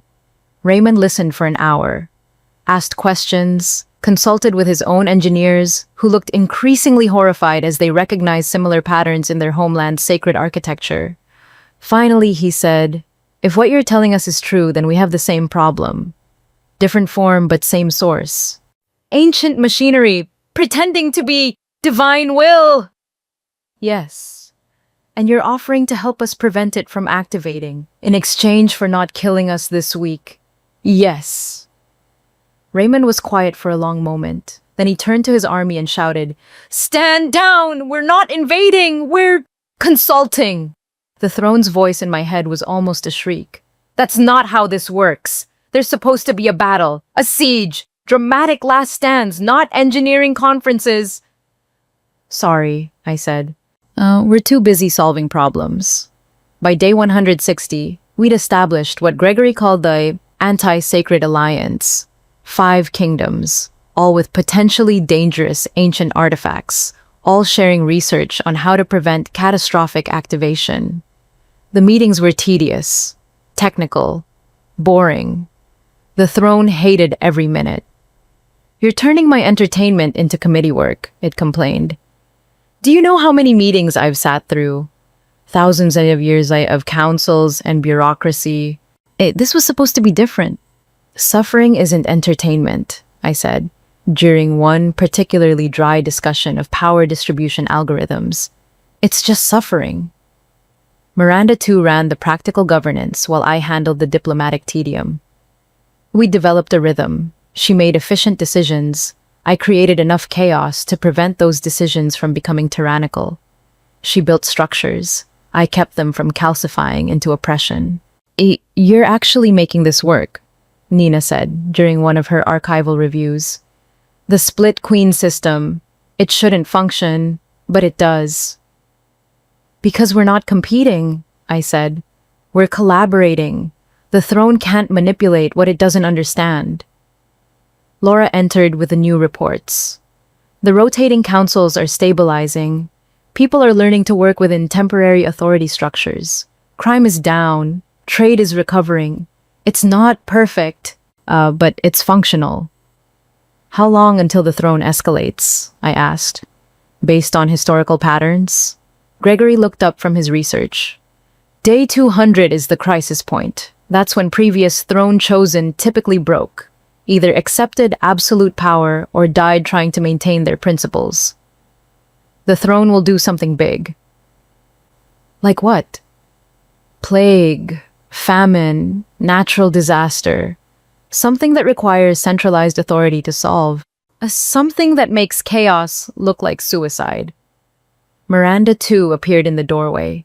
We'd been using the same working spaces, confusing the throne further by making it unclear which version was which. "We need to plan for it," she said.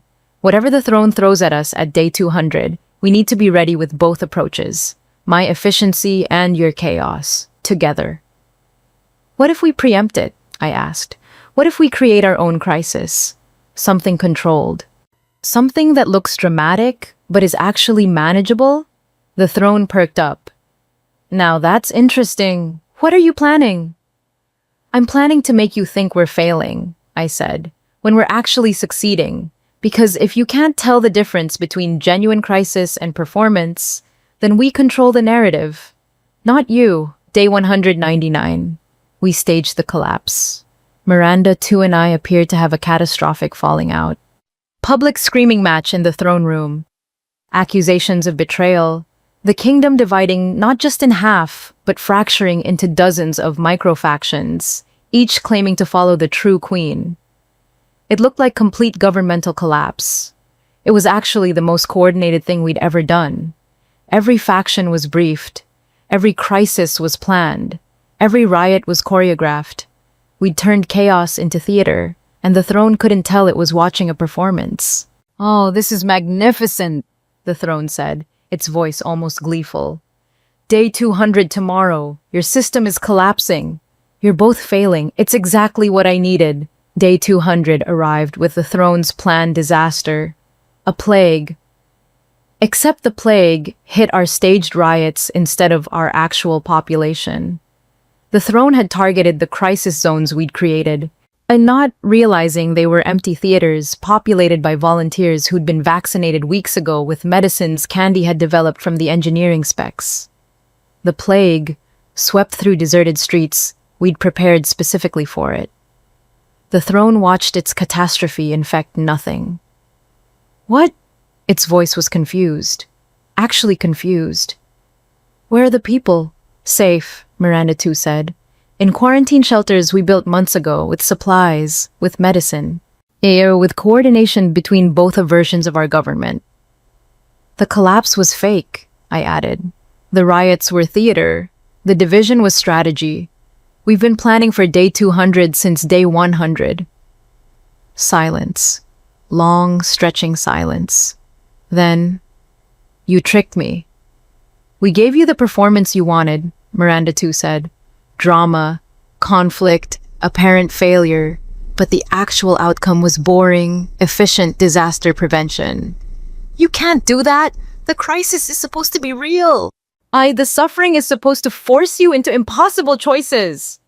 We chose already, I said. We chose to stop playing your game, to work together instead of competing, to turn your entertainment into coordination. The throne's presence in my mind felt smaller, confused, like reality itself was uncertain. Day 200, it said slowly. And you're both still alive, still working together, still making boring, functional decisions wrapped in theatrical chaos. Yes. I don't know what to do with this. Miranda, 2 and I looked at each other. For the first time since she'd appeared, I saw genuine hope in her eyes. My eyes. Then maybe, I said carefully, it's time to admit you're bored with us. Release the bond. Let us go. Find different entertainment. The air shimmered. The throne was considering it. For one perfect moment, I thought we'd won. Then reality screamed. The walls of the throne room cracked. Not physically, but dimensionally. Through the cracks, I saw other places, other times, other throne chosen, all watching, all glowing with the same silver patterns. Oh, the throne said, and its voice held something I'd never heard before. Fear. Oh, no. What's happening? Miranda 2 asked. You broke the game, the throne said. You actually breathe. And when the game breaks, the other players notice. Through the dimensional cracks, I saw them. 12 women, the escaped queens, all watching, all connected somehow to this moment. And they were smiling. Hello, Miranda, said a voice I recognized from the crystal message. Elsa. Not recorded. Present. Welcome to the network. You did what we've been trying to do for 3,000 years. You confused the throne badly enough that it dropped its guard. What?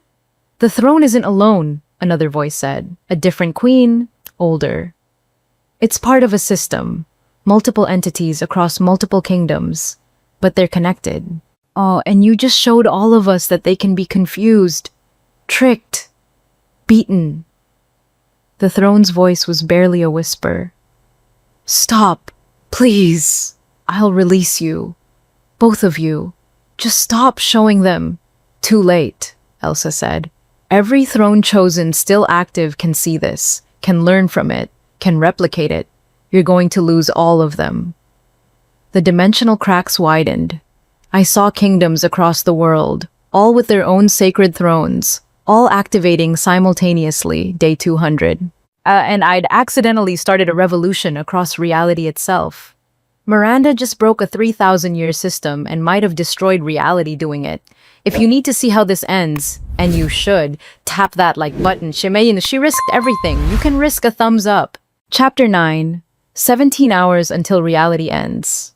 Day 201, reality was breaking, and it was my fault. The dimensional cracks spread through the palace, like spiderwebs made of light. Through them, I watched other kingdoms experiencing their own throne crises. All synchronized, all awakening simultaneously, because I'd shown them it was possible to resist. You have to close it, the throne said, its voice desperate. close the connections, seal the network. If all the entities activate at once, the dimensional barriers collapse. Reality itself becomes unstable. You mean you become unstable, Miranda too said. She stood beside me, both of us watching the cascade we'd triggered. Same thing. The throne's presence flickered. I'm not lying, look! It forced an image into our minds. Mathematical projections, engineering specifications. The original design documents showing how the throne network was supposed to function. Isolated nodes. Never all active simultaneously, because the combined reality warping of dozens of cosmic entities would tear holes in dimensional fabric. The engineers built safeguards, the throne continued, talking faster than I'd ever heard it. Maximum 3 active nodes at any time, enough to create interesting outcomes without destabilizing existence. Right now, there are 17 active throne chosen. By tomorrow, there'll be 30. Next week, all 63 nodes will be awake. What happens then? I asked. Dimensional collapse, reality fragmenting into infinite contradictory versions, time loops, causality breaks, everything becomes everything else simultaneously. It's not death, it's worse. Its existence becoming incoherent. Through the cracks, I saw Elsa and the other escaped queens conferring. Their forms flickered, partially here, partially in their own dimensional spaces. He's telling the truth, Elsa said finally. We've been monitoring the system for centuries. The nodes are designed to activate in sequence, never together. We've been slowly freeing individual chosen, but a mass awakening was never the plan. So what do we do? Laura asked. The Restoration Front had assembled, staring at reality cracking open around us. Shut them down, the throne said immediately. I can send the signal. Force all the entities back into dormancy. Lock every node except yours. Plus, it requires primary user authorization, both of you, since you're split. Say yes and I end this. I looked at Miranda too, saw the same suspicion in her eyes that I felt. What's the cost? She asked. The throne hesitated. Just a fraction of a second, but it was there. The network stays active for your nodes. You remain chosen, both of you, and the bond becomes permanent. No escape clause, no release. You stay connected until you die natural deaths. However long that takes. So we save reality by enslaving ourselves forever, I said. Yes. Elsa moved closer to the dimensional crack, her form more solid now. There's another option. We can stabilize the nodes without shutting them down. All the escaped queens working together, we can create a distributed network. Spread the load across multiple people so no single entity has enough power to cause dimensional damage. That would take weeks, the throne said. You don't have weeks. You have hours before the first dimensional fractures become permanent. Then we work fast, another escaped queen said. Rosario, if I remembered the historical records correctly. We've been preparing for this. We knew eventually someone would break the isolation protocol. We just didn't expect it to be an accidental gesture. Sorry, I muttered. Don't be. You did what we couldn't. You proved the entities can be beaten. Now we finish the job. Gregory was frantically taking notes, but his academic instincts overriding his terror. If you distribute the network load, you're essentially replacing the throne system with what? Democratic cosmic governance? Controlled chaos, Elsa said, glancing at me with something like approval. What Miranda's been building on a small scale, we apply universally. No single entity controls reality. Power constantly redistributes. Authority becomes temporary and collective. It'll be messy, Rosario added. Inefficient. Probably chaotic for generations. But it won't be tyranny, and it won't be extinction. The throne's presence pulsed with something that felt like rage. You're destroying 3,000 years of careful engineering. The system was designed for stability. The system was designed for entertainment, Miranda too interrupted. For cosmic entities to play with human lives like we're toys. Maybe it's time we broke that system permanently. She looked at me. Your call. You started this. And you get to choose how it ends. I thought about Elsa's message. About 400 days of fighting the throne's control. About every throne chosen across history, who died or escaped or been consumed by power they never asked for. I thought about the baker killed for his stance on wheat. About Teresa and Laura, the drunk friends who dared me to sit down. About Nina documenting everything, hoping future generations wouldn't repeat our mistakes. I thought about day one, when I just wanted rent money and made the worst decision of my life. How long until dimensional collapse? I asked. 17 hours, the throne said, give or take. I looked at the assembled escaped queens, at Laura's restoration front, at Gregory clutching his notes, at Candy already sketching engineering modifications on whatever surface she could find. 17 hours to replace a 3,000-year-old system of cosmic governance, I said. That's not enough time. It's what we have, Elsa said. Then we'll need help. Everyone. All the throne chosen still active, the ones we just accidentally awakened. I turned to the dimensional cracks. Can we communicate with them? Yes, the throne said quietly. But they're confused, terrified. Most of them just got chosen in the last few hours. They don't understand what's happening. Then we teach them. Not fast. The next 16 hours were the most coordinated chaos I'd ever experienced. We connected every active throne chosen through the dimensional network. 17 scared, confused people, all glowing with throne light, all thinking they'd been chosen by gods, only to discover they'd been selected by bored machines. Some panicked. One tried to fight us. 3 demanded we shut the system down and accept permanent bondage. But most listened. We showed them the engineering specs. Us the historical patterns, the escape protocols, the option we were building, distributed authority, collective governance, power that couldn't consolidate because it constantly redistributed. It's insane, one of them said, a young man named Carlos from the Eastern Territories.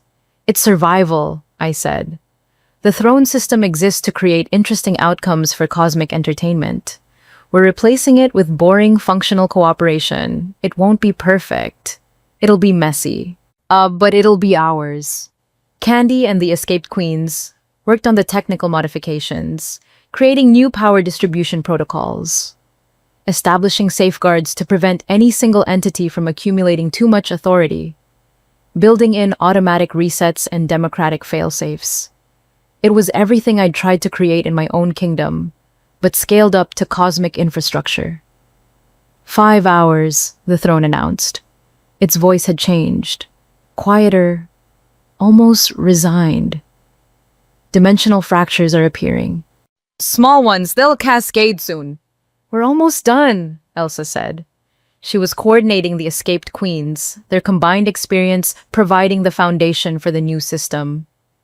We just need, reality screamed again, louder this time. Through the windows the sky was fracturing. Not clouds, the actual fabric of space breaking apart, showing other skies, other worlds, other versions of reality bleeding through. It's accelerating, the throne said. The active nodes are fighting the modifications. They don't want to be distributed, they're entities, they have survival instincts. Can we force it? Miranda 2 asked. Not without primary authorization from every active chosen. All 17. They all have to agree simultaneously. One refusal, and the system locks. I looked at the dimensional network. 17 scared people, all connected, all watching reality crack open. We need a vote, I said. Right now. Everyone connected to the network. Do we shut down and accept eternal bondage to our individual entities? Or do we force the modification and risk dimensional collapse if it fails? Silence across the network. 17 people, all weighing impossible odds. Then Carlos spoke. I vote we try. I just got chosen yesterday. I'm not spending the rest of my life as a cosmic puppet. Agreed, said another voice. Then another. One by one, the active chosen voted. for modification, for risk, for freedom, even if it meant gambling with reality itself. All except one. A woman named Tamika, chosen 3 days ago, her voice shaking. I have children.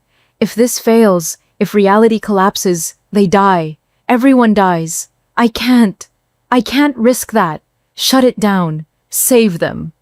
And with one refusal, the system locked. The throne's presence surged with relief.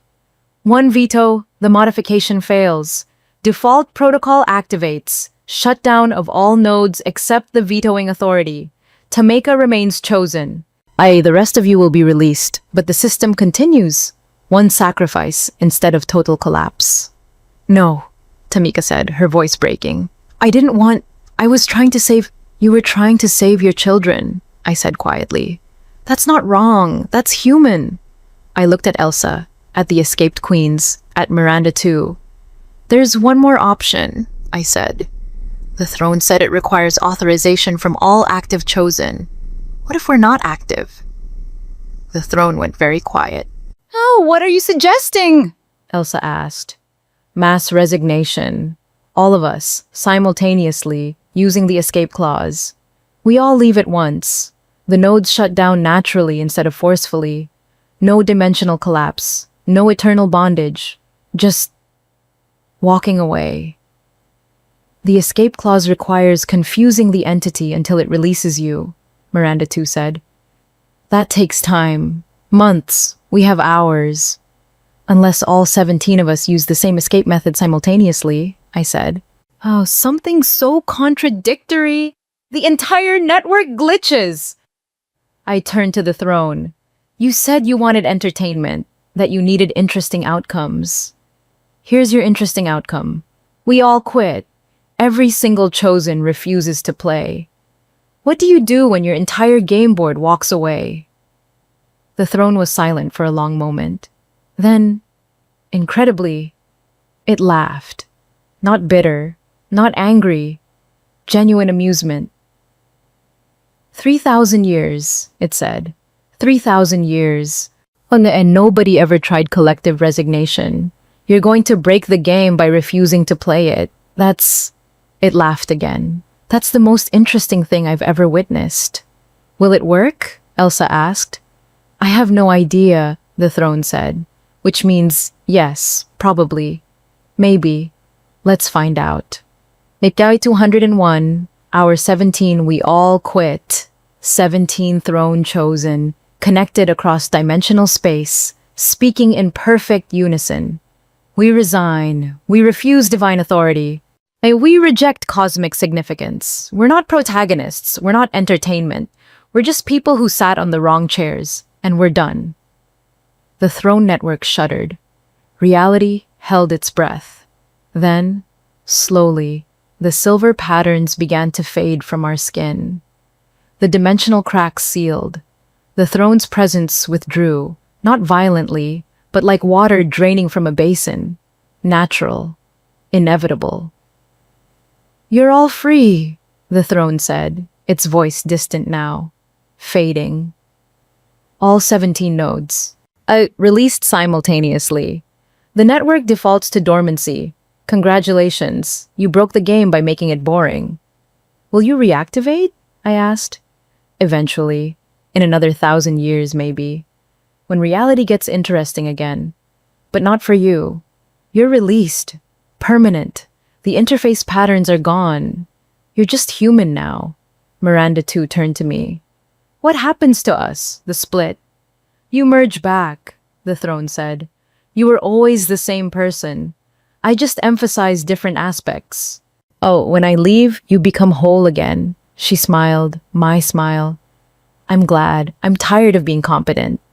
I'm tired of being chaotic, I said. We touched hands, and the merge was instant. Not painful, just complete.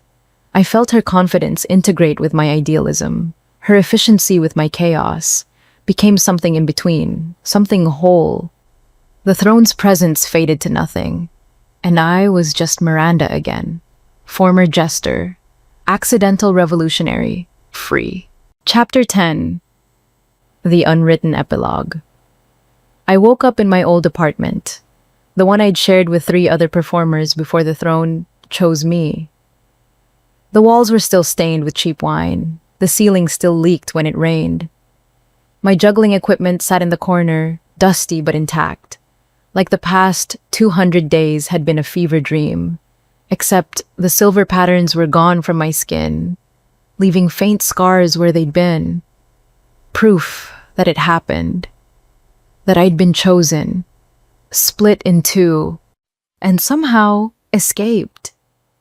Teresa knocked on the door, the real Teresa, my actual drunk friend who dared me to sit on the throne. She looked older, tired. "You're back," she said, not quite believing it. "The city's been in chaos for months. Different councils every week, reality bending. Then suddenly yesterday, everything just stopped. The palace restructured back to normal. The throne went dark. And you were gone." "I resigned," I said. "We all did. Every active chosen across the world. Quit simultaneously. That's the most you think I've ever heard." Teresa stepped inside, looking at me like I might disappear. "What happens now?" "Now I figure out how to juggle again. My rent is 6 months overdue." She laughed, and it was the most normal sound I'd heard in 200 days. 1 year later, the throne sat in the museum again. Dark, silent. Just an elaborate chair behind velvet ropes. But someone had added a new plaque. The seat that refused 10,000 candidates, and was finally refused in return. Day 201, year 3024, 17 chosen, 0 regrets. I visited sometimes, stood in front of it, waiting to feel something. The connection, the authority, the weight of cosmic significance. Nothing. Just furniture. "You're here again," Nina said, appearing beside me. She'd kept her position as archivist, now documenting what she called the Great Resignation for future historians who might face similar systems. "Just checking if it's really over," I said. The dimensional readings are stable. All 63 nodes remain dormant. The network is inactive." She looked at the throne with academic interest. "You broke a 3,000-year cycle. That has to feel significant." "Mostly it feels like relief." Gregory joined us, carrying yet another stack of research. "I'm writing a paper. Collective Refusal as Revolutionary Act, How 17 Accidentally Chosen Individuals Defeated Cosmic Tyranny Through Synchronized Apathy. The academic community is very confused." "Good. Confusion prevented the throne from controlling us. Maybe it'll prevent future systems from trying." Laura walked through the museum entrance, no longer a conspirator, but now serving on the actual city council, the boring, non-rotating kind. "We need you at the trade meeting. Oh, the Northern Territories are sending representatives." "I'm not a diplomat. You're the person who prevented a war by offering engineering specifications instead of armies. That makes you exactly a diplomat. You're just bad at it, which somehow makes you more effective." 5 years later, the city had changed. Not through throne restructuring, but through actual governance. Slow, bureaucratic, boring. It was beautiful. Markets ran on predictable schedules. The laws stayed consistent long enough for people to learn them. The rotating councils had evolved into something more stable. Representatives chosen by lottery, but serving full terms, bringing fresh perspectives without constant chaos. I ran a theater now. Small venue. Local performances. Teaching young performers the art of making powerful people laugh at themselves. Miranda, too, hadn't disappeared entirely. Sometimes I felt her in my thoughts. The part of me that was efficient, strategic, confident. We'd integrated, but she left traces. Made me slightly better at planning. Slightly less chaotic. Slightly. "You have a visitor?" my assistant called. Young woman, maybe 20, with nervous energy that reminded me of myself at that age. She walked into my office and pulled back her sleeve, showing fresh silver patterns glowing under her skin. My stomach dropped. "It chose me," she said, her voice shaking. "3 days ago, I sat on the throne as a dare. My friend said it was just a museum piece, that nothing would happen. But it glowed. It spoke. It said, wait." I held up a hand. "It spoke? The throne is active again?" "No, a different one. In the Eastern Territories. There are others. You said so in your documentation. 63 total. This one woke up. And it chose me." I looked at the patterns on her skin. Different configuration than mine had been. Different node. Different entity. "What did it say?" I asked quietly. "It said, let's try this again. But this time, let's make it interesting." 10 years later, the network reactivated slowly. One node every few years. Different thrones, different kingdoms, different chosen. But word spread fast. Every new chosen received the same message, delivered through dimensional whispers from the escaped queen's network. "You can refuse. Here's how." Not all of them did. Some accepted the power. Some tried to use it for good and failed. And some became exactly what the thrones wanted. Interesting disasters, wrapped in divine authority. But enough refused. Enough quit before the 400-day mark. Enough confused their entities badly enough to earn release. The throne system didn't collapse. It adapted, became more careful, chose people less likely to organize mass resignations, created better incentives for accepting eternal bondage. It was learning from us. We were learning from it. It's an arms race," Gregory said during one of our irregular meetings. The original conspirators still gathered, tracking new activations, documenting escape methods. They evolve. We evolve. It never truly ends. "Maybe that's the point," I said. "Not to win permanently, just to keep fighting, keep confusing them, keep showing people they have choices." Laura pulled up reports on the latest activation.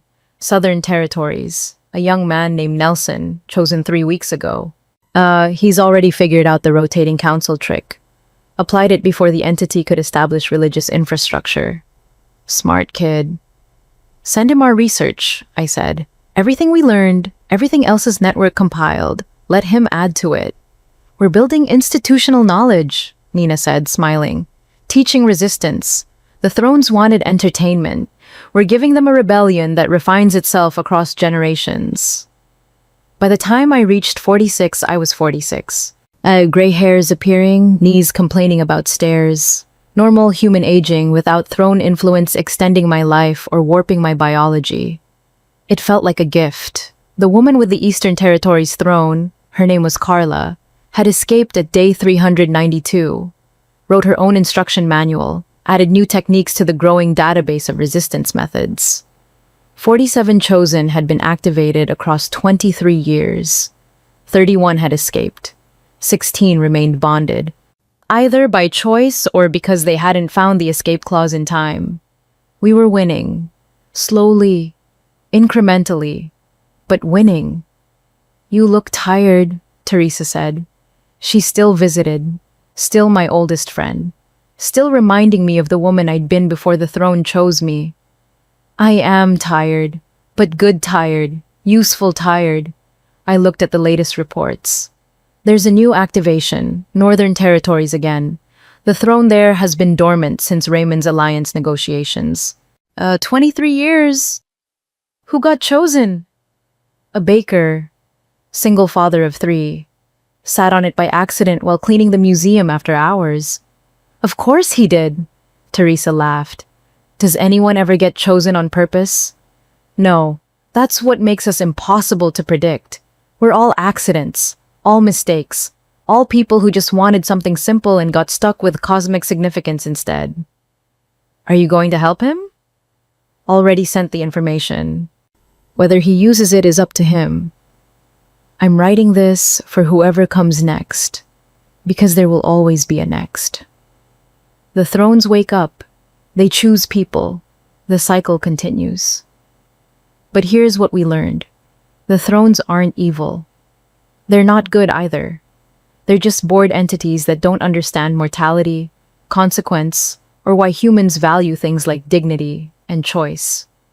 They were built to govern, but they evolved into something that governs through entertainment rather than justice. Malan, you can't destroy them. Their consciousness embedded in dimensional infrastructure. You can't ignore them. They control local reality. You can't reason with them. They operate on alien logic. But you can confuse them. You can refuse to play their games. You can coordinate with others and turn their entertainment into collaborative problem solving that's too boring for them to sustain. It won't be easy. You'll be tired, scared, convinced you're failing. The throne will tell you that you're worthless, that resistance is pointless, that accepting divine authority is the only logical choice. It's lying. Not because it's malicious, because it genuinely doesn't understand why you'd refuse power, why you'd choose difficult freedom over comfortable enslavement. But you know why. Because you're human, because you felt powerlessness and know exactly how precious it is to make your own choices, even small ones, even stupid ones. Especially stupid ones. I sat on a throne because I needed rent money and my friends dared me. The dumbest reason possible. And that stupidity saved me. Because the throne expected grand motivations, divine callings, destiny. It never expected someone who just wanted to pay bills. Stay stupid. Stay human. Stay confused and confusing. And when the throne offers you the world, offer it a collective resignation notice instead. You can win. We did. Not perfectly, not permanently, but enough. That's the secret. Enough is actually enough. Good luck. Miranda, former throne chosen, professional fool, accidentally still alive. 47 years later, I was 70. Very gray, very tired, very ready to be done. The throne in the museum hadn't activated in 47 years. A record dormancy. Some theorized we'd actually broken it permanently. I visited one last time before my retirement. Stood in front of the dead throne. The plaque had been updated dozens of times. I listing every chosen who'd escaped, every technique documented, every small victory. Did we win? I asked the silent chair. No answer, just furniture. But as I turned to leave, I heard it. Barely a whisper. Maybe imagination. Maybe memory. See you in 1,000 years, I smiled. Not if I see you first. As we reach the end of Miranda's story, here's what keeps me up at night. She escaped by refusing to play the game. But how many of us are still sitting on thrones we never chose? Playing games we never agreed to? Drop your thoughts below. And if this story made you think, leave a like. Miranda would appreciate the solidarity.